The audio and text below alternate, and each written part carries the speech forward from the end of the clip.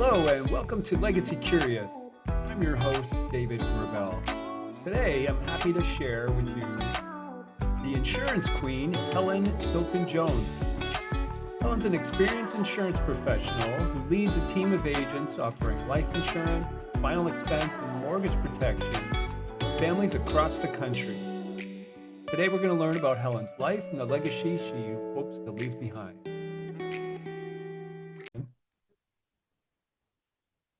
Okay, hey Helen, welcome to the show. How are you today? I'm doing fine, David. Thank you for having me on your show today. Yeah, I'm so excited to talk to you. You're what we call a good get in the industry, having the insurance queen on. Let's just start, getting to know you a bit. Tell me about where you grew up and what it was like to be a young person, and maybe tell us about a bit about your family. Okay, I grew up in New Orleans, Louisiana, known as the city that never sleeps. We are known for Mardi Gras. Our Saints, I'm a big Saints fan. So I grew up, I with two sisters and two brothers. I'm a dancer, believe it or not. I'm a dancer. I have danced all my life. I went to NOCA, which is the School of the Arts.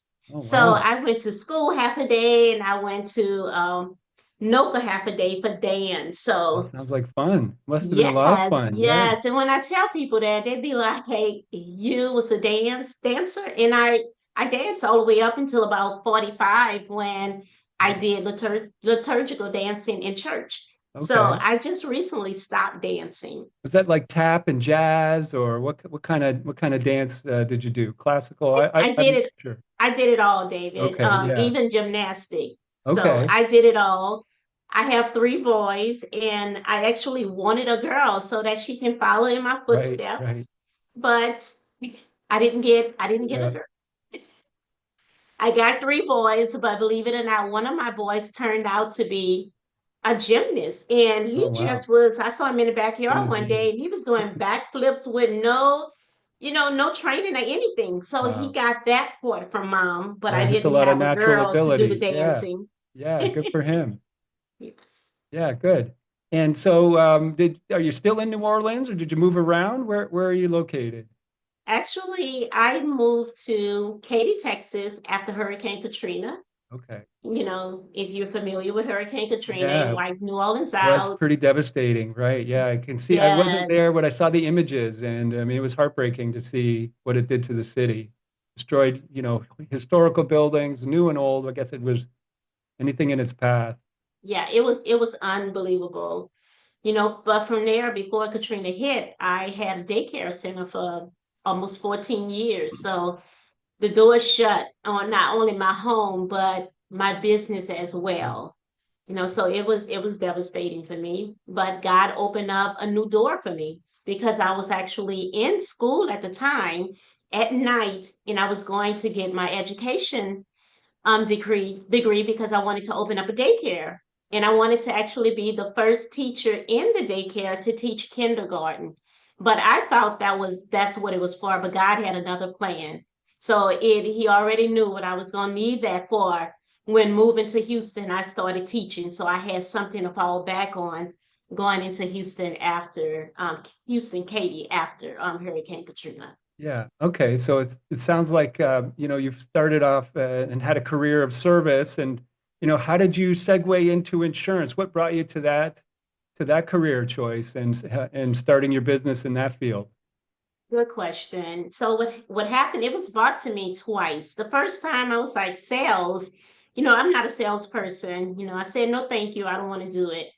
But unfortunately, it came to me again at the time that my mom was sick and she had been paying for insurance all of my life. Mhm. I don't know if you're familiar with the insurance people back in the days that used to knock on the door to pick up the insurance premium. So I Right. remember that as a little girl. Oh, So I wow. know my mom was paying for insurance all my Yeah. life. And that's Yeah. all she talked about was that you guys are going to be okay, when I pass away. But unfortunately, when she became ill, I decided to look into her policies only to know that there was no coverage anymore. One of the policies had decreased, and we only had like $500.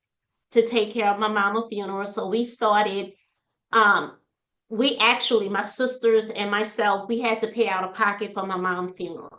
And I decided to get into the industry just to help seniors to actually make sure that no other family had to go through what my family did and to find out, at the end that the insurance that my mother had wasn't, pretty much wasn't no good.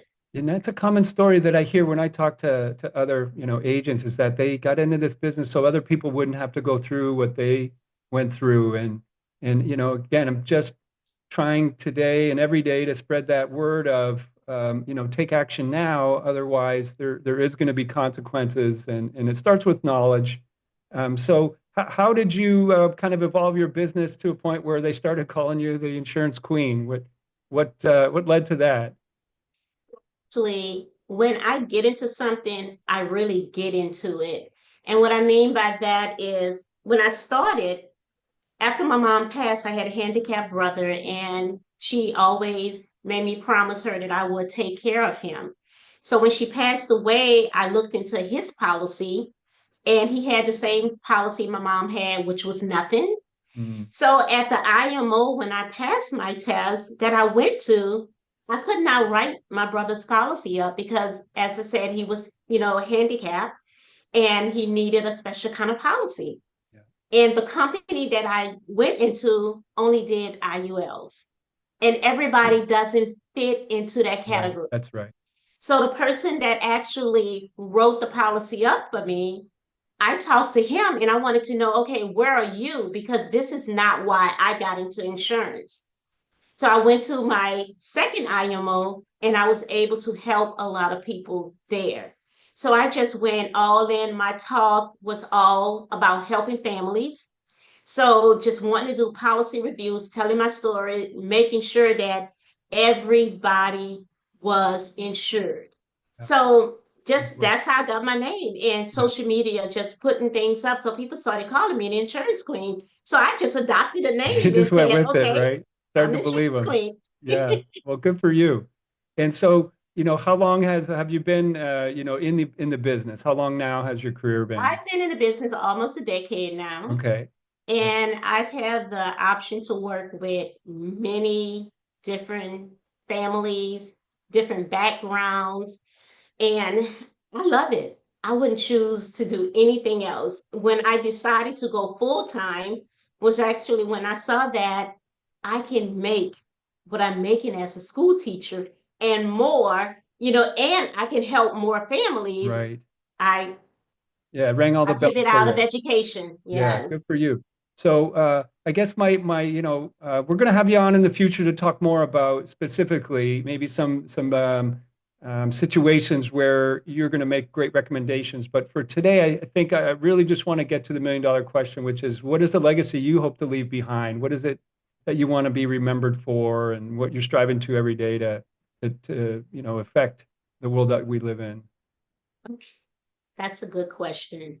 And what I want to leave behind, and I want to share first that out of my three boys that I have, one is an angel.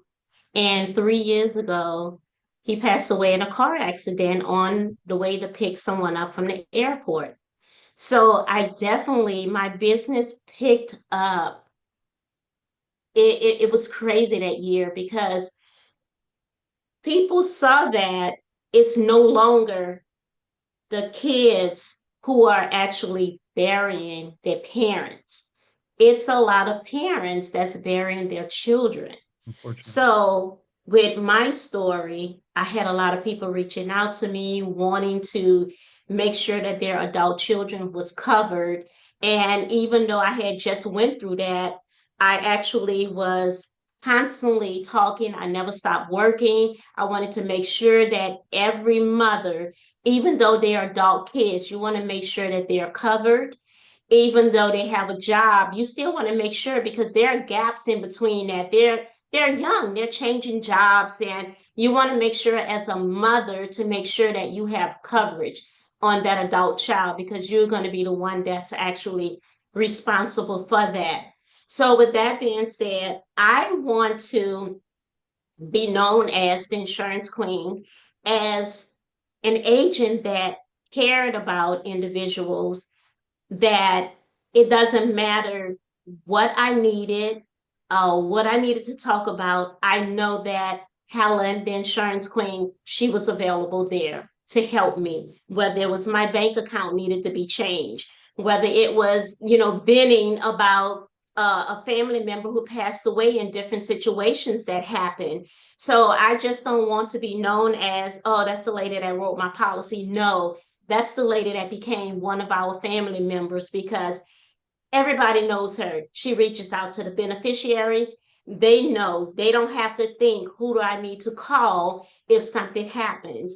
Yeah. They know that in at any time when I'm writing a policy on someone, I'm calling beneficiaries, I'm getting permission, I'm calling them, I'm introducing myself, I'm telling them to put my information in their phone. If anything happens, hey, call me. I will get everything started for you guys. I am sending them over information to whereas they can document their final wishes in their book.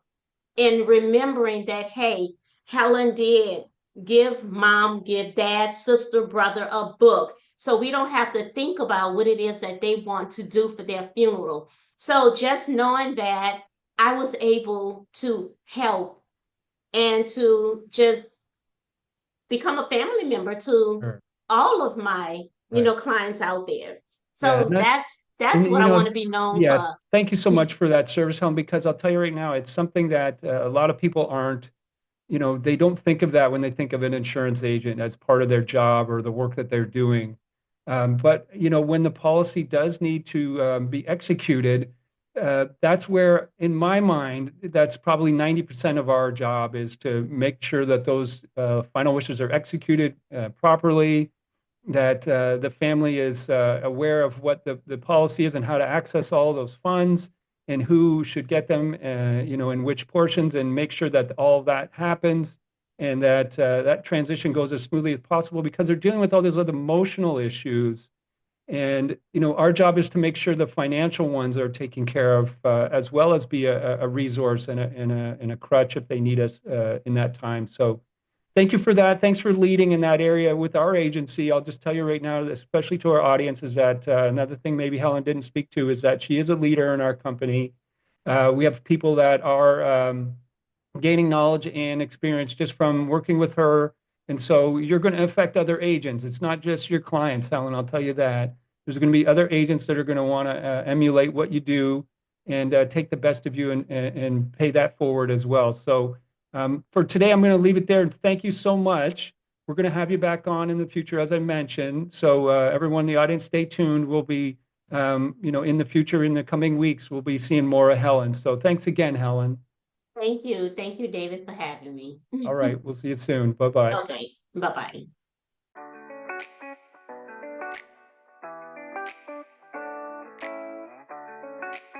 Thanks again for watching today's episode, and soon we'll post more of the insurance queen, Helen Hilton Jones, where she'll share with us her insights on how to best protect your family. This has been Legacy Curious, and I'm your host, David Gravelle. As always, if you or someone you know needs help protecting their legacy, family, and loved ones, reach out to us at legacycurious@gmail.com. Everyone has a story. Let's make sure yours is heard and remembered.